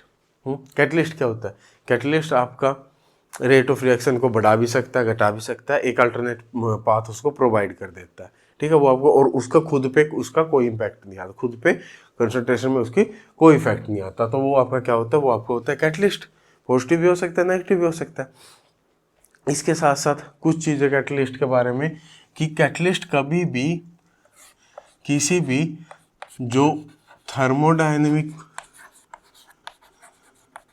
क्वांटिटी है ना उस पर कोई भी इफेक्ट नहीं डालता, जैसे कि डेल्टा जी हो गया, डेल्टा एच हो गया, इन पे इसका कैटलिस्ट का कोई इम्पैक्ट नहीं आएगा, ठीक है। दूसरी बात, कैटलिस्ट कभी भी कोई भी अगर आपकी नॉन स्पॉन्टेनियस प्रोसेस है उसको वो स्पॉन्टेनियस में कन्वर्ट नहीं करेगा, ठीक है। कैटलिस्ट कभी भी किसी नॉन स्पॉन्टेनियस प्रोसेस को स्पॉन्टेनियस प्रोसेस में कन्वर्ट नहीं करेगा, ठीक है। ये बस कैटलिस्ट आया था तो कैटलिस्ट के बारे में भी 1-2 बातें मैंने आपको बता दी, ठीक है। अब देख लेते हैं इसमें कौन कौन से टर्म है। जैसे सबसे पहले हमारे पास, मान लो हमारी रिएक्शन क्या है, कोई आपके पास ई सबस्ट्रेट, ई एंजाइम था, एस सबस्ट्रेट था, इन्होंने एक ई एस कॉम्प्लेक्स बनाया, ठीक है, ये आपका होगा K1, ये होगा K-1, और ई एस कॉम्प्लेक्स ने फिर आपका क्या प्रोडक्ट बनाया, ये आपका हो गया K2। बिल्कुल सेम है ना जैसे अभी हमने कॉम्प्लेक्स रिएक्शन करी थी, है। अब इसमें कुछ चीज़ें ध्यान रखने के लिए, ई क्या है, concentration of enzyme at any time T, ठीक है। अब मैं ये क्यों बता रहा हूँ अभी समझ में आएगा, ठीक है। ऐसे कंसंट्रेशन ऑफ एस क्या है, ये क्या है, concentration of substrate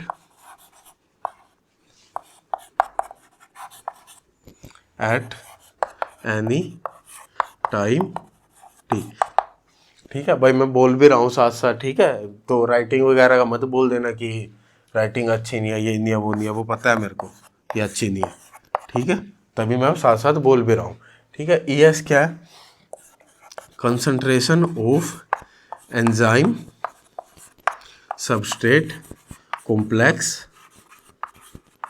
at any time T, ठीक है। और ऐसे ही आपका आता है कि ई नोट। ई नोट क्या है?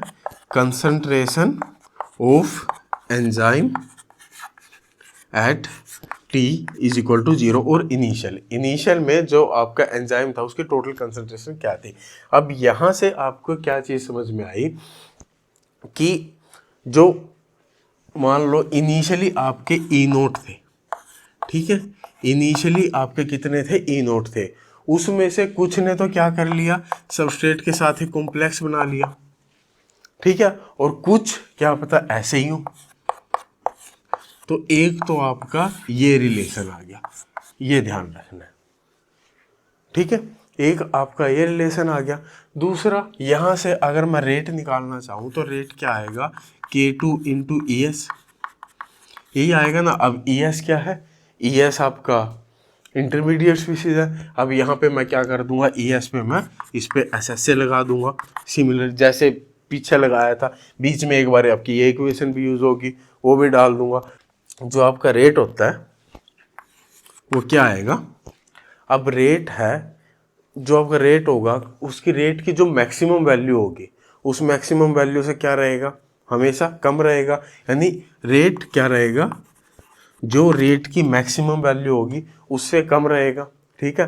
तो किसी की भी मैक्सिमम वैल्यू से अगर उसको छोटा बनाना है तो क्या करो? कोई एक से छोटी वैल्यू से उसे मल्टीप्लाई कर दो ना। एक से छोटी वैल्यू से मैं मल्टीप्लाई करूंगा तो उससे छोटी वैल्यू आएगी, ठीक है।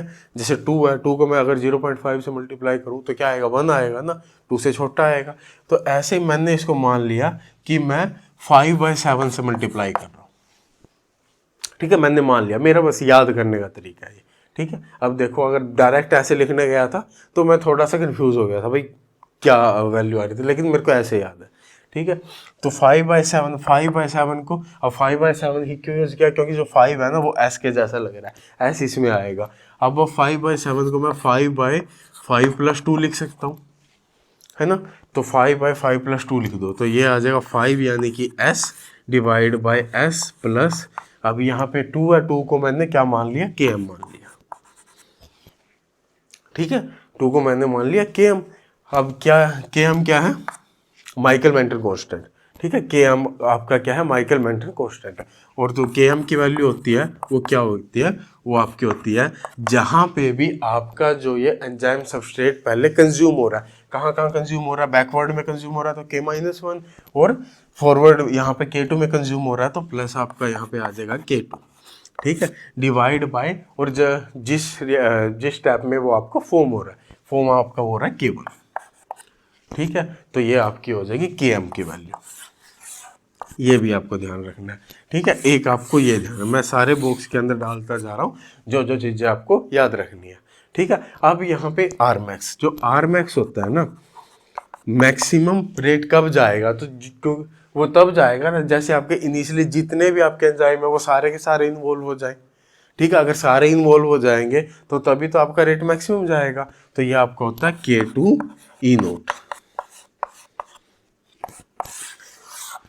ठीक है। तो एक आपको ये दोनों वैल्यू यहाँ पुट कर दो तो जो आपका रेट आएगा वो रेट आपका आएगा K1 K2, हाँ सही था, K1 K2 E note into S divide by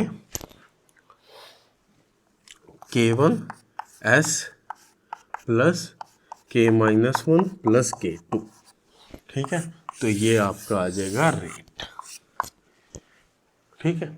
ये वैल्यू ये सब आपको क्या करनी है? याद रखनी है, ठीक है। ये याद रख लो और ये याद रख लो, ठीक है। यहाँ से फिर इसको बनाना कोई बड़ी बात नहीं है ना, समझ गए। अब यहाँ से ये सब तुम कर ही लोगे ना कि अगर सबस्ट्रेट की कंसंट्रेशन बहुत ज़्यादा हाई है तो Km को नेगलेक्ट कर देंगे, एस कर देगा तो रेट आपका आर मैक्स के इक्वल होगा, है ना।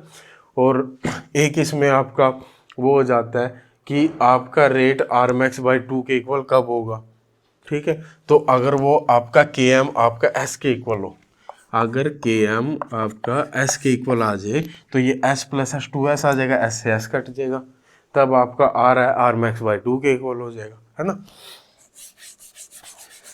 तो ये सब तो कर लोगे। उसके बाद इसमें आपके दो प्लॉट और होते हैं। कौन कौन से? इस साइड वाला मिटा दे रहा हूँ।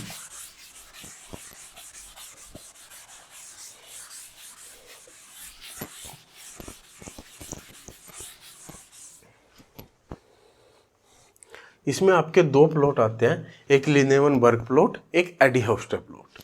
ठीक है, एक आपका होता है लिनेवन बर्ग प्लॉट, ठीक है, दूसरा आता है आपका एडी होस्टे प्लॉट। ठीक है, ये आपको क्या याद रखना है? ये आपको याद रखना है कि ये आपका होता है 1/r वर्सेस 1/s होता है। ठीक है, और जो ये आपका प्लॉट होता है ये होता है आपका r/s versus r/s versus r ही था ना।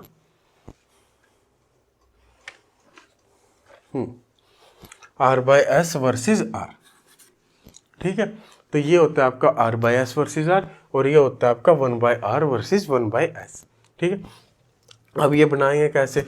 यहाँ पे सिंपल है, ये है, यहाँ पे अपने को 1/r चाहिए ना, y एक्सिस पे क्या चाहिए? 1/r, तो इसको उल्टा कर दो, उल्टा कर देंगे, ये क्या हो जाएगा? 1/r is equal to s divide by s into R max plus K M divide by R max into 1/s। ठीक है, s से s कैंसिल हुआ तो ये आ गया आपका 1/r max plus K M by R max into 1/s। ये हो गया आपकी मोस्ट इम्पोर्टेंट इक्वेशन। यहाँ से आपकी मोस्ट इम्पोर्टेंट इक्वेशन है, क्योंकि सबसे ज़्यादा क्वेश्चन आपके यहाँ से आते हैं। सबसे ज़्यादा क्यों आते हैं? ये क्या हो जाएगा आपका इंटरसेप्ट। क्यों? यहाँ पे y is equal to C plus M X. क्या बोल देगा आपसे? वो बोल देगा कि जो आपका लिनेवर बर्ग प्लॉट है, लिनेवर बर्ग प्लॉट का जो आपकी इंटरसेप्ट है, इंटरसेप्ट की वैल्यू ये है। यानी कि उसने क्या कर दिया? 1/r मैक्स की वैल्यू दे दी। ठीक है, और वो माइकलसन मेंटन कांस्टेंट की वैल्यू पूछ लेगा, तो 1/r मैक्स की आपको वैल्यू पता है। ठीक है, और स्लोप आपको वो दे देगा, स्लोप आपको पता है, तो यहाँ से इसकी वैल्यू रख के km की वैल्यू निकाल सकते हो ना। तो ये यहाँ से इस टाइप से आपके ग्राफ से आपके क्वेश्चन आते हैं।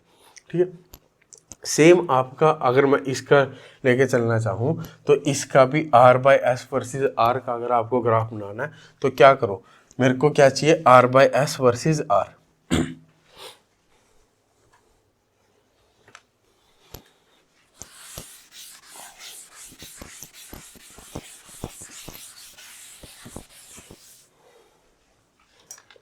तो ये आपका था r is equal to R max to s divide by s plus K M.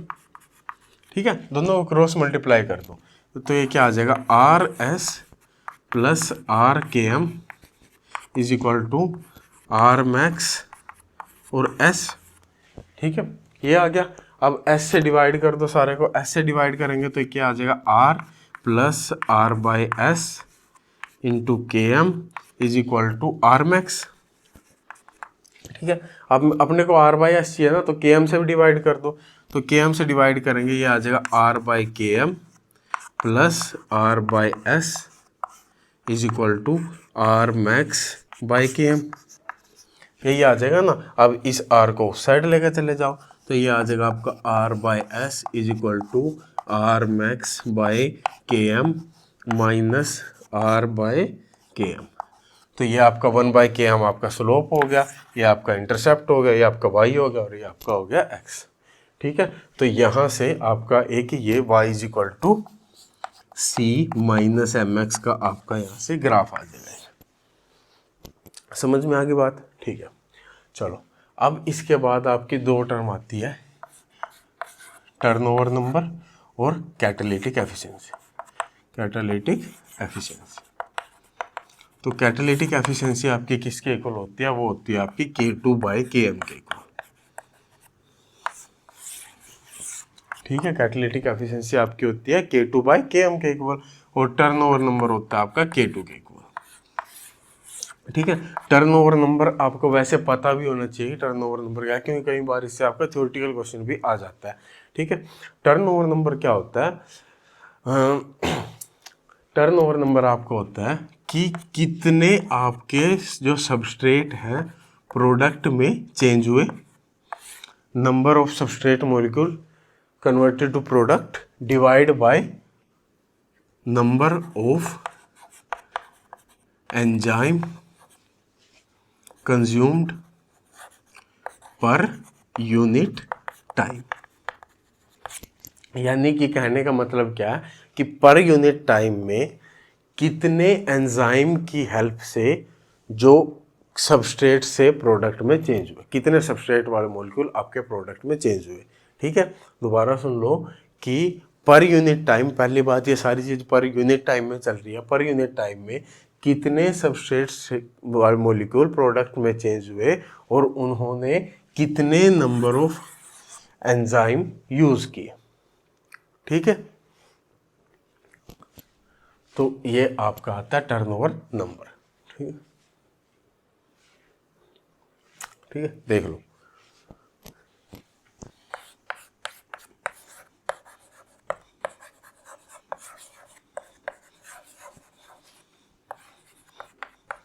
अब यूनिमोलिकुलर रिएक्शन क्या होती है? यूनिमोलिकुलर रिएक्शन होती है कि आपने मान लो एक ही टाइप के कोई मॉलिक्यूल लिए, ठीक है, उनमें से एक आपका एक्टिवेट हो गया, ठीक है, कोलिजन के थ्रू, और जो आपका वो एक्टिवेटेड मॉलिक्यूल था वो आपका उसने क्या दे दिया, कोई प्रोडक्ट दे दिया।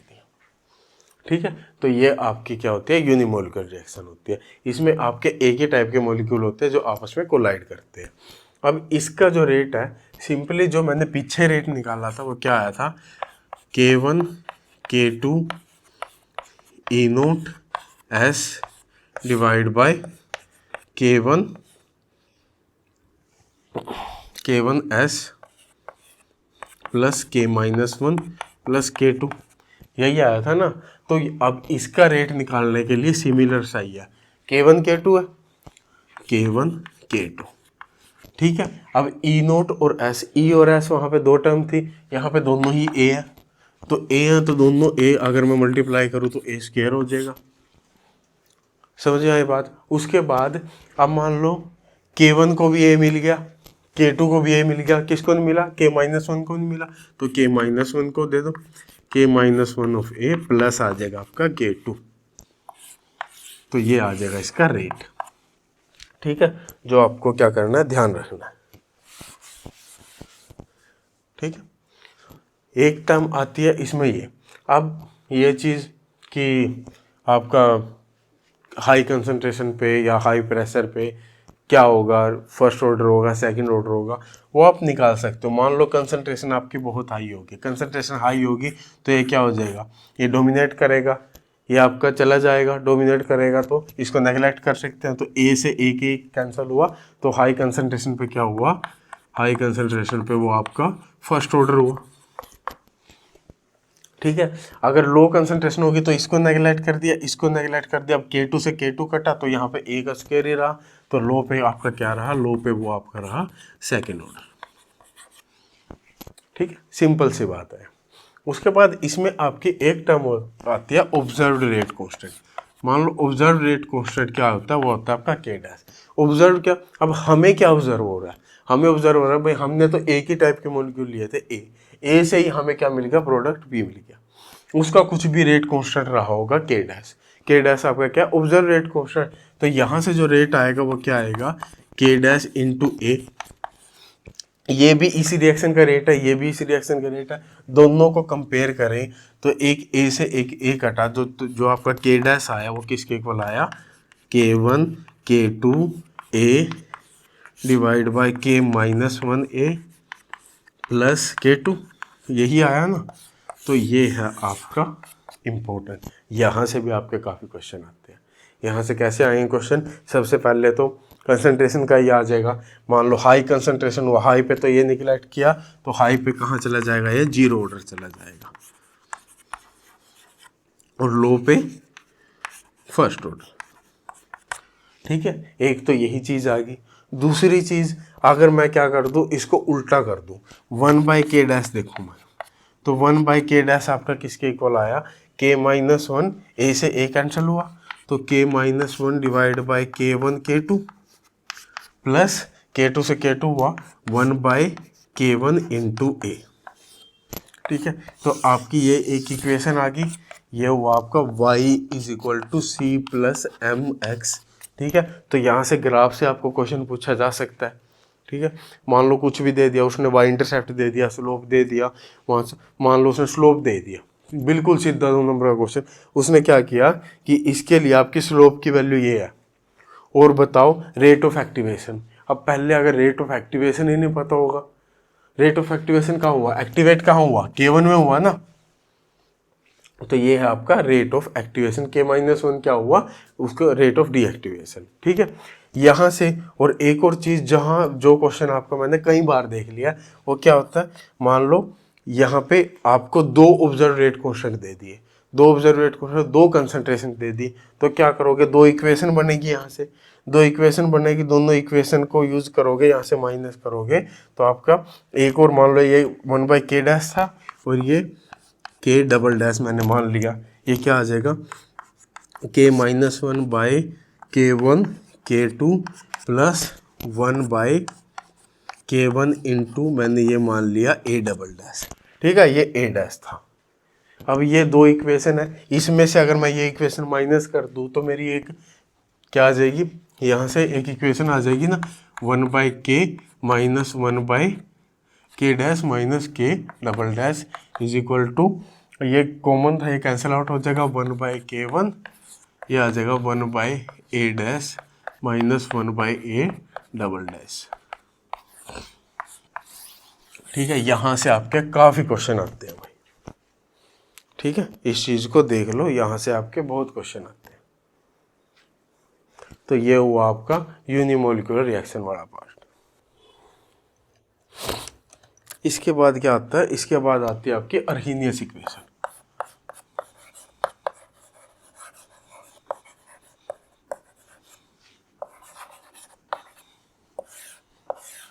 इसके बाद आपकी आती है अर्हीनियस इक्वेशन। अब अर्हीनियस इक्वेशन असल में है क्या, अर्हीनियस इक्वेशन आपका कुछ नहीं है। अर्हीनियस इक्वेशन आपकी रेट कांस्टेंट, एक्टिवेशन एनर्जी, ठीक है, और टेम्परेचर, इन तीनों का एक रिलेशन है। ठीक है, रेट कांस्टेंट, एक्टिवेशन एनर्जी और टेम्परेचर, इन तीनों का रिलेशन है। तो यहाँ से एक चीज समझ जाओ, क्वेश्चन में अगर ये 3 चीज दिखे ना, मतलब क्या लगेगा, अर्हीनियस इक्वेशन। ठीक है, ये तीनों चीजें दिखी तो डायरेक्ट समझ जाओ क्या लगेगी, अर्हीनियस इक्वेशन लगेगी। अर्हीनियस इक्वेशन क्या होती है, वो आती है आपकी k is equal to a into e⁻⁻⁻RT। ये आपकी होती है अर्हीनियस इक्वेशन। एक ये होगी, दोनों साइड लॉग ले लो, ln k is equal to ln a minus EA/RT। ठीक है, अब वो तो समझ ही जाओगे ना, y is equal to c minus mx लग रहा है यहाँ पे। ठीक है, तो एक इक्वेशन आपकी ये होगी, दोनों साइड डिफरेंशिएट कर दो, डिफरेंशिएट करोगे, differentiation of ln k by dt is equal to EA/RT²।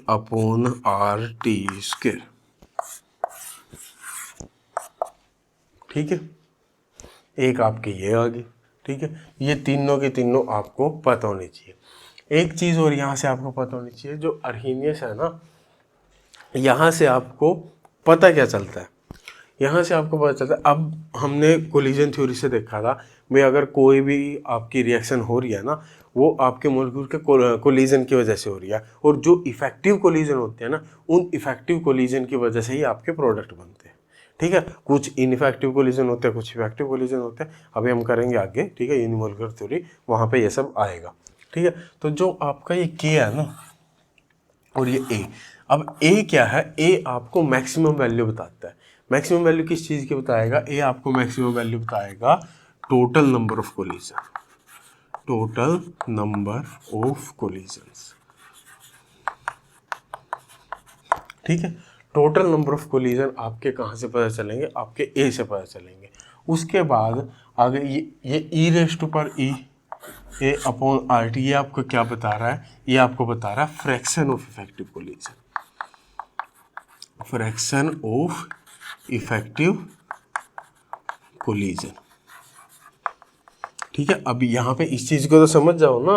अब यहाँ पे क्या आ रहा है? ये आ रहा है, जहाँ पे ये आ रहा है, सीधी सी बात है, आपका मान लो कोई यहाँ रिएक्टेंट है, वो आपके रिएक्टेंट जब इस एक्टिवेशन एनर्जी को पार करेंगे तभी तो वो प्रोडक्ट में जाएंगे। तो अगर एक्टिवेशन एनर्जी आ रही है तो जाहिर सी बात है वो इफेक्टिवनेस की बात कर रहा है, तो ये क्या बता रहा है? फ्रैक्शन ऑफ इफेक्टिव कोलिजन आ रहा है। और अगर मैं टोटल को किसी फ्रैक्शन से मल्टीप्लाई कर दूँ तो क्या देगा? वो आपका एक नंबर देगा जो इससे छोटा होगा, यानी कि ये आपको देगा number of effective collision. Total में से जो आपके इफेक्टिव कोलिजन हुए ना, वो आपका के दे रहा है। ठीक है, तो ये आपकी यहाँ से एक और इक्वेशन यहाँ से अगर आपको, हाँ ये आपका आता है, मान लो दो रेट कांस्टेंट दे दिए, ठीक है, दो एक्टिवेशन एनर्जी दे दिया, दो टेम्परेचर दे दिए, ठीक है, कोई भी वो रिलेशन कर सकता है। तो मान लो एक्टिवेशन एनर्जी एक ही रखी, दो रेट कांस्टेंट दे दिए और दो टेम्परेचर दे दिए, तो आपकी क्या आ जाएगी? डायरेक्ट यहाँ से निकाल सकते हो, जैसे मैंने पीछे निकाला था ना, मैं टेम्परेचर की बता रहा हूँ, एक्टिवेशन एनर्जी की आप खुद करोगे। ठीक है, जैसे ये आ जाएगा ln K1 by K2 is equal to EA by R 1/T1 minus 1/T2। ठीक है, ये आपका आ जाएगा, ये K2 बाई K1 आएगा ना, K2 बाई K1 आएगा ना, ln K2 by K1 is equal to EA by R 1/T1 minus 1/T2। तो अगर आपको दो रेट कांस्टेंट दे दिए, दो टेम्परेचर दे दिए, EA की वैल्यू पूछ ली, तो डायरेक्ट यहाँ से निकाल सकते। कोई भी फॉर्मूला अगर लगा रहे हो ना, इज इक्वल टू से इस साइड जो यूनिट है, इज इक्वल टू के उस साइड भी वही यूनिट रहेगी। ठीक है, इज इक्वल टू के, अब यहाँ पे देख लो बेशक ln के साथ कुछ भी आ गया तो क्या हो गया? वो यूनिट लेस। ठीक है, इज इक्वल टू EA की यूनिट क्या होती है? जूल पर मोल। ठीक है, यही होती है ना। R की यूनिट क्या होती है? R की होती है जूल पर मोल पर केल्विन। ठीक है, यही होती है। और टेम्परेचर की यूनिट क्या होती है? केल्विन। तो 1/केल्विन, केल्विन से केल्विन कटा, जूल पर मोल से जूल पर मोल कटा, तो यूनिट लेस और उस साइड भी यूनिट लेस। ठीक है, तो फिजिकल में एक काम करो, इज इक्वल टू के इस साइड उस साइड सारी यूनिट को मिला दो। ठीक है, जो इस साइड है वही उस साइड रहेंगे, यूनिट सेटिस्फाई कर दो, सारी यूनिट सेटिस्फाई करोगे आपका आंसर आ जाएगा।